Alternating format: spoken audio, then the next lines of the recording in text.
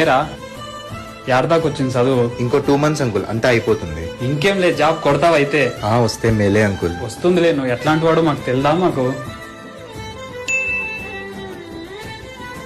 ఏరా ఇంకా ఎన్ని రోజులు తిరుగుతావు? జాబ్ చేసేది ఉందా లేదా? నా ట్రై నేను చేస్తున్నాను నాన్న, నాకు కొంచెం టైం కావాలి. ఎంత? 5 సంవత్సరాలు చాలా, ఇంకా 10 సంవత్సరాలు కావాలా? నీకు జాబ్ రాలేదని బయట తలెత్తుకోలేకపోతున్నాను. నీకు అన్నం ఎలా పోతుందో నాకైతే అర్థం కావడం లేదు. అబ్బో, ఈ పౌరుషానికి ఏమో తక్కువ లేదు. నాన్న అన్న మాటలకి నువ్వేం బాధపడద్దులేరా. ఎందుకు బాధపడకూడదక్క? అయినా నా బాధ ఎవరికి అర్థమవుతుందిలే. ఈ బాధ నా ఒక్కరిది కాదు, నా వయసులో ఇబ్బంది పడుతున్న ప్రతి అబ్బాయిది. జాబ్ రా అంటే ఎక్కడి నుంచి వస్తుంది? అది రావాల్సిన టైంలో అదే వస్తుంది. మన జీవితంలో ఒకటి గుర్తు పెట్టుకోవాల్సిందేమంటే, మనకు తొందరగా వచ్చేది ఎప్పటికీ నిలబడదు, అలా అని ఆలస్యంగా వచ్చేది ఎప్పటికీ మనల్ని వదిలిపోదు. అయినా అందరూ చెప్పేది మా మంచి కోసమే, నేనేం కాదన్నా.